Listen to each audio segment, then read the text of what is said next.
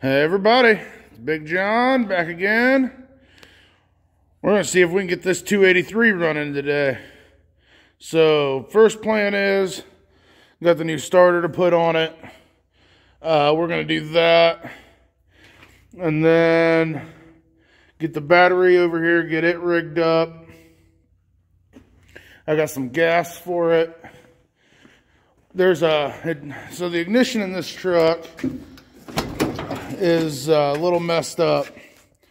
So it doesn't exactly have a key. That's where the key should be, in that hole. And if you look under here, the ignition switch is just hanging, but that ignition doesn't have a start, or it just has a run position. So they have this electric starter button that's wired in to the starter. So we are going to probably take that out and move it under the dash, so that I'll wire that up under the dash. So that is what these two big red wires here coming across the carburetor and everything. That's that starter button. One side goes to the battery, one side goes down to the starter.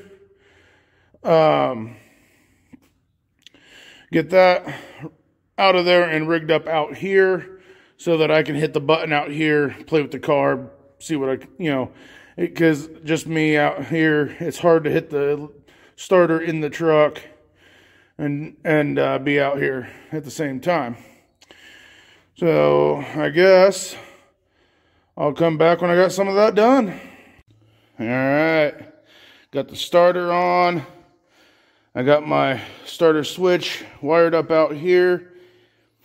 Got a battery in it. So we're gonna go ahead and see it. I already bumped it. It rolls over, starter engages. It's only got one bolt in it because the cheapest starter on Rock Auto doesn't line up with the bell housing, FYI. So hopefully we don't break the starter, but it sounds like it's engaging. So get my trusty fuel delivery device here, and we'll just pour a little too much of that down that 2-barrel. And see what she's got.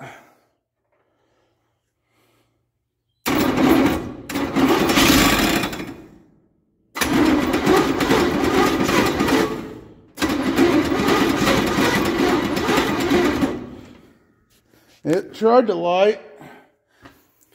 I should be using some carb cleaner or brake cleaner or something instead of gasoline. But it's what I have on hand. Let's give it a little choke. Since she ain't been running in a while, I think that should be the choke. No, that's the choke on my truck.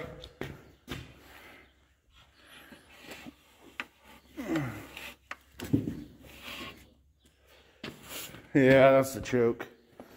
I'll give her a little choke. See what happens.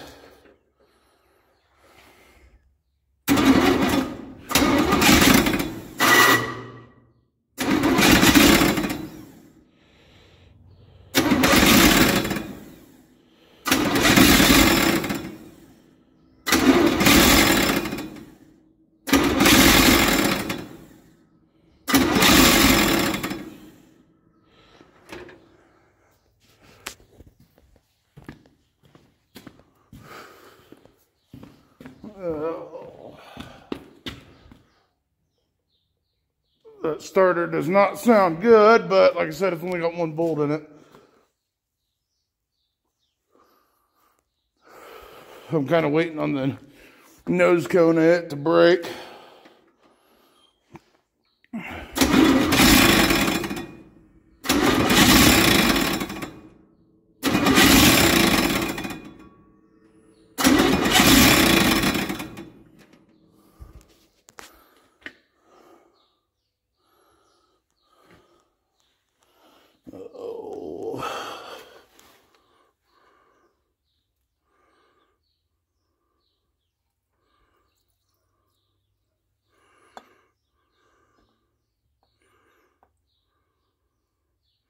Try to fill that bowl up a little bit.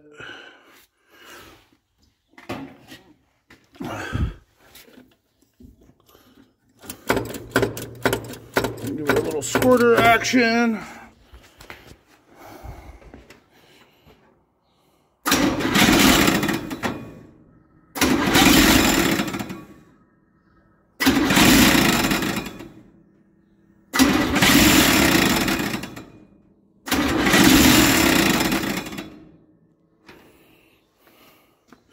I think what we're hearing, I think it's hitting this shroud. So it's already broken. We'll just go ahead and do that.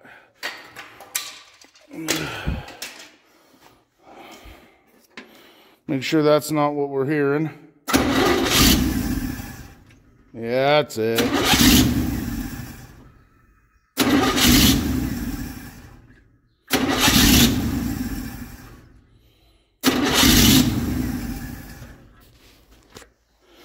That's it.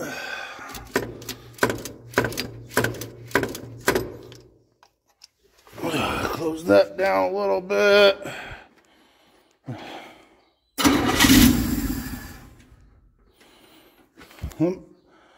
Put you guys down. I can't do this with two. I need two hands to kind of work that throttle. So I don't know if I can place you where you can still see it or not. Or I can just use my...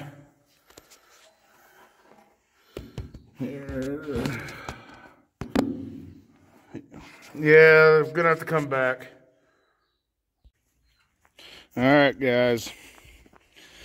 So, I've decided there's carb issues. I can't get any more out of that than what you heard earlier.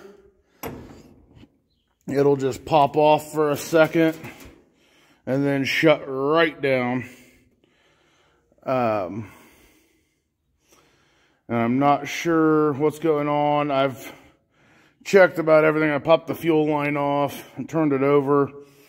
It's getting plenty of fuel. Check the brass screen filter, whatever inside the fuel inlet. It's good. Checked for the road draft tube, the timing. It's not the points, because the points work. I mean, it fires. So I'm just not exactly sure what's going on with it, other than, I mean, something with the float or something inside the carburetor. And I'm not real good with carburetors, especially these, because I've never really messed with a two-jet before. So I'm more of a Rochester 4-barrel, the Quadrajet, Edelbrock 4 barrels, stuff like that's what I've messed with in the past. So I'm gonna say it did sound good. I didn't hear any knocking or anything like that. So I'm gonna say it's a good bottom end to come out, put on a stand, go through it, check tolerances, make sure everything's all good, maybe do some head work. That's really what I wanted to hear, was to hear if there was any knocks or anything serious inside of it. And it will start right up.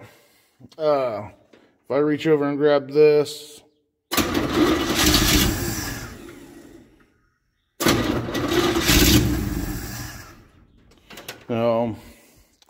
It will light right up. That's all you can get out of it. Even if I play with the throttle, it just dies right out. So we're going to call it good from there.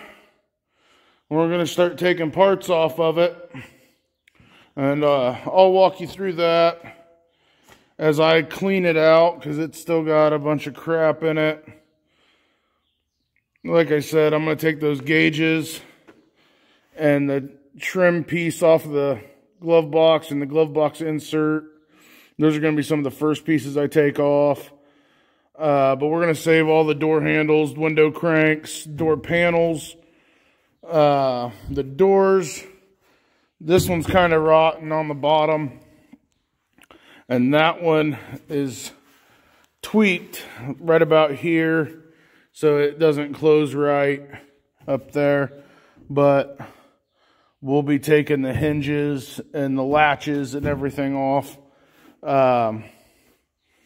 Be saving these mirror brackets, all that good stuff. The windows, I needed the windshield out of it. We'll probably pull a steering column, all that good stuff out of it, off of it. I want to see what the fuel tank looks like in it. Some of that. The cab itself, once I have everything useful stripped off of it, the cab and the doors themselves are probably going to get scrapped. Other than a section up here, right above the windshield, where the windshield goes in, I'm going to cut that out to end up putting in Daryl one of these days. But these cowl panels, I'll save those. Those are good. The fenders are pretty shot, along with the inner fenders. I mean, that's all pretty crusty. Along with the cab, that's pretty standard. The grill isn't in the greatest shape. It could probably be straightened, but the one in Daryl's good, and I've got another good straight one over on top of that wood stove, so I'm not too worried about that.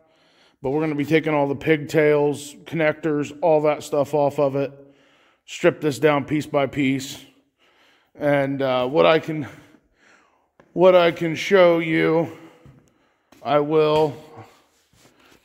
I'm going to try to save this exhaust. It's pretty old and pretty crusty, but it's made for this truck, and it'll go right on Daryl when I end up putting this V8 in him. So at least it'll tell me the pipe I need and, you know, and whatnot. And it does sound pretty good from what I can hear. So let me see if I can get you stood up here. Get the kickstand out on the back of my phone. And set you up back here somewhere. And I'll go hit that button and we'll just kind of see what that starter sound, or what that exhaust sounds like.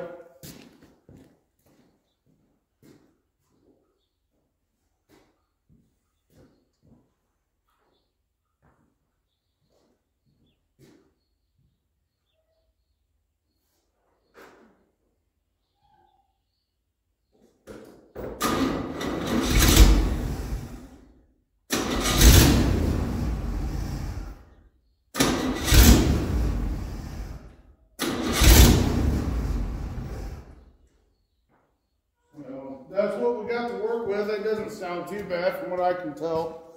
So that's all going to be saved. The rear end, we're going to save. Transmission I want to use. I've been through all this before, but we'll see what the carrier bearing looks like. And if it's in better shape than what I've got, we'll use it. The rear springs, we'll see.